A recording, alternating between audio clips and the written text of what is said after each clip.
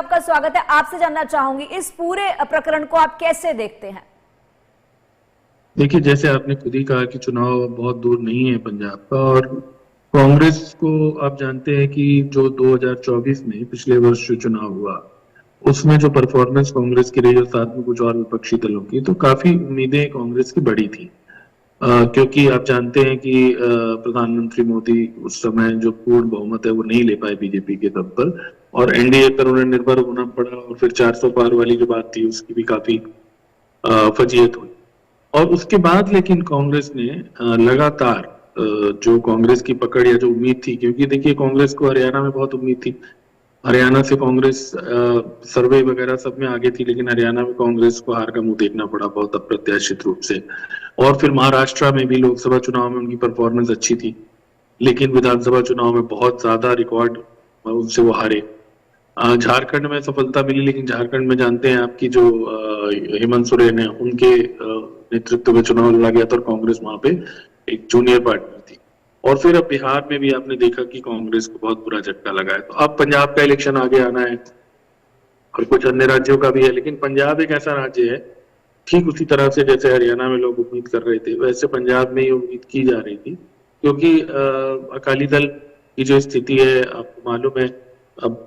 प्रकाश सिंह बादल, जो सीनियर बादल जिनको हम कहते हैं, वो भी हमारे बीच नहीं है, जिन्होंने बहुत सालों तक शिरोमणि अकाली दल को एक यूनिट के तौर पर बांध के रखा और बार बार सत्ता में पहुंचाया। और इसी तरह से भारतीय जनता पार्टी, वहां पर कई पार्टियों से लोग शामिल जरूर हुए, चाहे वो कैप्टन अमरिंदर सिंह या वो रवनीत बिट्टू हो या और, लेकिन अभी भी भारतीय जनता पार्टी के सामने कई तरह की चुनौतियां पंजाब में देखने को मिलती हैं, विशेष तौर पर किसान आंदोलन वगैरह के कारण, और अन्य जो एक परंपरागत उसकी दृष्टि से अगर हम देखें तो गठबंधन भी हमेशा भारतीय जनता पार्टी का रहता था, वो नहीं रहा जी। तो अब इस पृष्ठभूमि में अगर हम कांग्रेस की बात करें तो नेचुरली कांग्रेस, पिछली बार भी आम आदमी पार्टी जो है वो सत्ता में आई, और जिस तरह से आम आदमी पार्टी का ग्राफ दिल्ली में गिरा, और न सिर्फ गिरा बल्कि वो सत्ता से बाहर हुए, तो कांग्रेस एक बड़ा दांव या एक बड़ा अवसर पंजाब में अपने लिए देख रही है, इसमें तो कोई दो राय नहीं है जी। और उसमें अगर कोई भी बात होती है, देखिए राजनीति में पैसा चलता है, ये कोई बहुत बड़ी बात तो है नहीं, कोई सीक्रेट तो है नहीं। ये भी हमें मालूम है सभी को, ऑफ रिकॉर्ड यदि आप किसी से भी बात करेंगे, कि जहां पर जिस पार्टी की सरकार होती है वहां पर एक ये अपेक्षा रहती है केंद्र को, वहां से वो संसाधनों का, चंदे का, ये सब चीजों का प्रबंध करेंगे। तो वो चीफ मिनिस्टर चाहे हरियाणा के हों या और जगहों के हों, हमेशा ये चीज मानी जाती रही है जी। लेकिन क्योंकि उन्होंने जिस रूप में उस बात को कहा, हालांकि बाद में उन्होंने स्पष्ट किया कि भाई हमसे नहीं मांगे गए और मैंने एक जनरल बात कही थी, लेकिन अब उनके खिलाफ कार्रवाई हुई है, और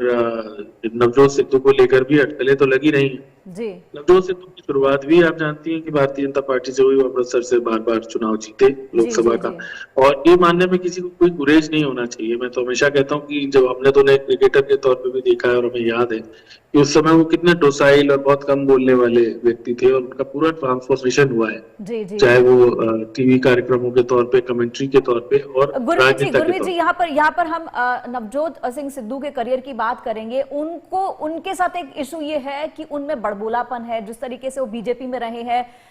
उनका बड़बोलापन ही जो है उनके अगेंस्ट जाता रहा है, हमेशा वो पार्टी के अगेंस्ट जाकर बोलते रहे हैं। कांग्रेस की बात करें तब भी यही हाल रहा है। अब उनकी जो पत्नी है, उनको लगता है कि स्टेटमेंट देने के बाद क्या उनका कमबैक हो पाएगा। अब इस पूरे स्टेटमेंट के बाद, इस पूरे सिनेरियो के बाद, अब नवजोत कौर सिद्धू और नवजोत सिंह सिद्धू दोनों पति पत्नी का करियर अब कहां जाते देखते हैं? देखिए ये डिपेंड करेगा, आप चाहे बड़बोला कहें या कुछ भी कहें, लेकिन हमें ये तो मानना ही पड़ेगा कि वो एक नॉन फेस है, एक सेलिब्रिटी के तौर पर उनकी पहचान रही है, चाहे वो क्रिकेट के कारण, कमेंट्री के कारण या टीवी कार्यक्रमों के कारण, और वक्ता भी वो अच्छे रहे, और यही वजह कि कांग्रेस उनको स्टार प्रचारकों में जोड़ती रही हमेशा। अगर आप कभी भी सूची देखेंगे तो आप पाएंगे कि देश में भी उनको कई जगहों पर ले जाने की कोशिश रहती थी, और ये सब रहता था। तो वही मैं बात कर रहा था कि कांग्रेस को अगर चुनाव से पहले इस तरह का माहौल बनता है और एंड में सिद्धू के खिलाफ कार्रवाई करनी पड़ती है, क्योंकि अभी उनकी पत्नी के खिलाफ कार्रवाई हुई है, लेकिन हम सब समझते हैं कि राजनीति में जो बड़े खिलाड़ी हैं वो उनकी पत्नी नहीं है बल्कि सिद्धू खुद है। हालांकि उनकी पत्नी भी विधायक रही है, और वो भी पहले जो है वो संसदीय सचिव भी संभवतः नहीं हो, लेकिन जो नवजोत सिद्धू है वो राजनीति में एक तरह से बड़ा नाम रहे काफी। तो अगर उनकी पत्नी ने कोई बयान दिया या अब ये जो कार्रवाई हुई है, तो इसमें अगर हम ये सोचें कि नहीं जी ये बिल्कुल अलग मामला है, सिद्धू का तो नहीं है, ये तो उनकी पत्नी का है, तो वो शायद थोड़ा नासमझी या बचपना होगा। बाकी राजनीति में कोई संभावना से इनकार नहीं कर सकते, और ये अटकलें लग भी रही थी काफी टाइम से कि वो कोई अवसर अपने लिए तलाश रहे। अब मुद्दा ये है कि क्या भारतीय जनता पार्टी उनको दोबारा जगह देगी, और क्या भारतीय जनता पार्टी के जो आज नेता हैं वो इस बात को स्वीकार कर पाएंगे। तो राजनीति में असंभव तो कुछ नहीं होता, ये कोई पहली बात तो है नहीं कि लोग पार्टी छोड़ के जाते हैं फिर वापस आ जाते हैं। हरियाणा में अगर मैं आपको उदाहरण दूं तो वीरेंद्र सिंह थे जो मंत्री भी रहे, वो कांग्रेस छोड़ के बीजेपी में गए, फिर से वो कांग्रेस में आ गए, तो घर वापसी भी बोलते हैं इसको अक्सर। तो भारतीय जनता पार्टी उनको क्या जगह देती है, क्या उनको कोई और आउटफिट जगह देता है, वो क्या अपने लिए कोई और मंच तलाशते हैं। कभी कई बार लोग इस तरह से राजनीतिक मंच भी बनाते हैं, तो ये आने वाला समय डिपेंड करेगा। लेकिन मैं नहीं मानता कि सिद्धू इतने नासमझ होंगे, उनकी कोई ना कोई बात जरूर चली होगी जिसके बाद संभवतः ये बयान हुआ है। राजनीति में कुछ भी अनायास नहीं जी होता जी जी जी जो कयास हम लगा सकते हैं, जो बीजेपी को अपना आजमा के देख लिया, कांग्रेस को आजमा के देख लिया, अब उनके लिए क्या रास्ता बचता हुआ नजर आ रहा है? क्योंकि अगर उनको सीएम नहीं बनना होता तो बीजेपी के साथ विधानसभा चुनाव, लोकसभा चुनाव के दौरान जा सकते थे। लोकसभा चुनाव तो निकल गए, लेकिन उसके बाद अब विधानसभा चुनाव आने वाले हैं। ऐसे में उनके लिए अब आप क्या देखते हैं कि क्या रास्ता है इस ख्वाहिश को पूरा करने के लिए? देखिए, आपने ख्वाहिश कहा और शेर सुनाया। गालिब का एक हिंदी का गाना भी है जो आसानी से समझ में आ जाएगा इस पे, कि जो ये सपने सच हो जाते तो ये सपने क्यों कहलाते। तो सपना तो कोई भी देख सकता है, ख्वाहिश तो कोई भी रख सकता है। वो मुख्यमंत्री क्यों, वो प्रधानमंत्री बनने की भी ख्वाहिश रख सकते हैं, वो अमेरिका के राष्ट्रपति बनने की भी ख्वाहिश रख सकते हैं। ख्वाहिश तो कोई कुछ भी रख सकता है। पर राजनीति की जो गणित है और राजनीति का जो मैदान है, वो सिद्धू देखिए क्रिकेट में जब थे तो आपको याद होगा या शायद नहीं याद होगा, हमने दोनों देखा है खेलते हुए, तो सिद्धू अपनी क्रीज से बाहर निकल के छक्का मारने के लिए बहुत मशहूर हुआ थे। वो जंप करके बाहर आते थे और सिक्स मारते थे, खासतौर पे 87 की बात मैं आपको बता रहा हूँ जब वो वर्ल्ड कप इंडिया में हुआ था। लेकिन राजनीति की पिच पे जो है वो बिल्कुल अलग गेम है, और यहाँ पर क्रीज छोड़ना बहुत ज्यादा, वैसे तो क्रिकेट में भी कई बार स्टंपिंग हो जाती है, पर राजनीति में क्रीज छोड़ने का मतलब मैं यही कह रहा हूँ कि जो एक दायरा होता है पार्टी का, उसको वो अक्सर क्रॉस करते रहे, और उससे उनको शायद जो जिस तरह से क्रिकेट में सफलता मिलती रही वो राजनीति में नहीं मिलती रही, क्योंकि मैंने कहा कि राजनीति का गणित और राजनीति के समीकरण, राजनीति का खेल बिल्कुल अलग है। तो ख्वाहिश रखने से तो अभी उनके लिए बहुत दूर की कौड़ी है। अभी तो अब उनके पास बड़ी चुनौती ये है कि कांग्रेस से अगर वो अब बाहर होते हैं, जिसके आसार नजर आ रहे हैं, तो क्या उनको किस पार्टी में जाना है। क्योंकि देखिए राजनीति में कोई रिटायर तो होता नहीं, हालांकि वो बहुत सारे कैरियर उनके पास है, ऑप्शन है, वो आज भी एक्टिव है, आप जानती हैं कमेंट्री में और चीजों में, और उन्होंने अपना नाम भी बनाया है। इस बात का उन्हें श्रेय भी देना पड़ेगा कि एक मल्टी फेसेट, जैसे हम बोलते हैं, बहुआयामी व्यक्तित्व उनका है। ऐसा मिलेगा नहीं आपको जो कॉमेडी शो में भी चला जाए, और कमेंट्री में भी उन्होंने अपनी अलग पहचान बनाई, और इवन जब वो क्रिकेटर लेकिन पावर का नशा तो अलग होता है, ये तो आप मानते हैं, पावर का नशा ही अलग होता है। तो इसीलिए वो राजनीति में देखिए नशा भी होता है। और मैं आपको जेन्युइनली भी बताऊं कि लोकतंत्र में जो परिवर्तन है, यदि कोई भी व्यक्ति ये चाहता है कि वो कोई ऐसा कंट्रीब्यूशन करे जिसकी एक बहुत बड़ी छाप पड़े, तो हर क्षेत्र में लोग काम करते हैं, लेकिन वो राजनीति में, लोकतंत्र में सबसे बड़ा जो सत्ता में जो चाबी, जो परिवर्तन की चाबी है, अगर आप समाज में कोई बदलाव देखना चाहते हैं तो वो राजनीति के माध्यम से ही आता है। तो अगर हम आदर्श रूप में भी देखें तब भी, और अगर पावर का जो आप नशा की बात कर रहे हैं वो भी, आपको पता ही है पावर में आने के बाद तो लोग ऐसे ऐसे कई उदाहरण है जो बिल्कुल ठीक हो गए, नहीं तो ऐसा लग रहा था कि वो रिटायर हो जाएंगे, या उनकी सेहत की बात है, लेकिन पावर में आते ही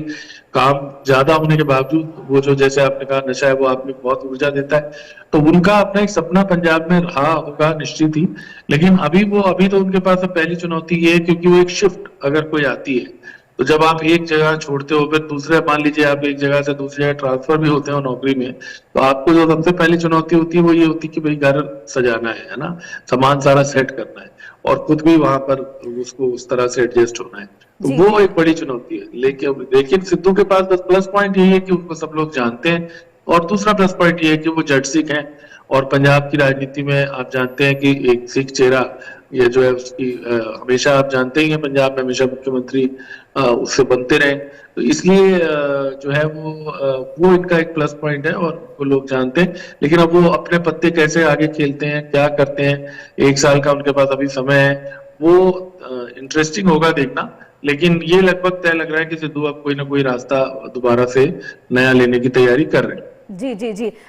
अगर यहाँ पर हम बात जिस तरीके से कर रहे हैं कि नवजोत सिंह सिद्धू को सब जानते हैं, जाना माना चेहरा है, सिख चेहरा है, सेलिब्रिटी है, नितिन आप ग्राउंड पर रिपोर्टिंग करते हैं, आपने देखिए, राजनीति में पॉसिबिलिटी को तो आप कभी रूल आउट कर नहीं सकते। लेकिन मैंने पहले भी कहा था कि भारतीय जनता पार्टी अभी पंजाब में अपने दम पे, हालांकि देखिए हरियाणा में भी उसकी वही स्थिति थी और हरियाणा में वो लगातार 3 चुनाव जीत रहे हैं जो पहले कभी किसी ने सोचा ही नहीं था। तो कब राजनीति में किस करवट बैठेगा या कब पार्टी, और काफी नेता जोड़े भी हैं। लेकिन जो बयान आपने बताया मैंने भी देखा था, उसके बाद कैप्टन साहब का एक इंटरव्यू भी मैंने देखा जिसमें वो रिटायर ना होने की उन्होंने बात की और बातें की और कहा कि भाई, तो मैंने पहले कहा राजनीति में कोई रिटायर तो होता नहीं है। तो उसमें वो भी कह रहे थे कि भाई मैं अपना दौरे करूंगा, मैं देखूंगा, बात करूंगा लोगों से, अपने सपोर्टर से। तो जहां तक आपने सिद्धू की बात की, देखिए अब वो उनकी कहां पर बात हुई है। मैंने पहले ही कहा कि अगर तो अकाली दल के साथ भारतीय जनता पार्टी, एक सामान्य समझ ये कहती है कि अगर तो भारतीय जनता पार्टी अकाली दल के साथ कोई समझौता करना चाहती है या उस पर भी उसने विकल्प खुले रखे हुए, तो शायद सिद्धू की वापसी बीजेपी में और मुश्किल हो। लेकिन अगर भारतीय जनता पार्टी को अपना फेस प्रोजेक्ट करना चाहती है, उस स्थिति में हो सकता है कि जो सिद्धू के, क्योंकि देखिए 2-3 बार वो अमृतसर से जीते हैं, वहां से भारतीय जनता पार्टी की टिकट पे ही जीते हैं लोकसभा का चुनाव और वहां रहे। और जैसे अभी सर ने भी कहा कि वो एक वक्ता तो अच्छे माने ही जाते हैं, लोग उनको सुनना चाहते हैं और प्लस उनके और भी कंट्रीब्यूशन है। तो उसमें भारतीय जनता पार्टी क्या उनको लेती है। लेकिन जिस तरह का, जैसे मैंने बताया ना, वो राजनीति में जिस तरह के बयान देते रहे और जिस तरह का उन्होंने स्टैंड बदले, उसमें वो जो कंसिस्टेंसी ना होना राजनीति में, थोड़ा सा उनके प्रति जो, जैसे लोगों में भी अगर आप बात करेंगे पंजाब में, तो उतना संभवतः उन्हें गंभीरता से नहीं लिया गया। और उसमें अगर भारतीय जनता पार्टी उनको ले, और भारतीय जनता पार्टी देखिए बहुत हार्ड बार्गेनर है, किसी को भी लेती है तो अपनी शर्तों पे ज्यादातर समय पे लेती है। ये ठीक है कि कुछ ऐसे नेता जरूर हैं जो दूसरी पार्टियों से आए और भारतीय जनता पार्टी ने उनको मुख्यमंत्री तक बनाया हुआ है। उदाहरण के लिए आसाम के मुख्यमंत्री का नाम ले सकते हैं, चौहर नाम भी आप ले सकते हैं। लेकिन पंजाब की राजनीति में अभी बड़ी अनिश्चितता है और सिद्धू अपनी भूमिका किधर, जैसे अब आपने कहा अकाली दल, जाहिर सी बात है क्योंकि अभी 14 महीने बाकी हैं, 14 महीनों में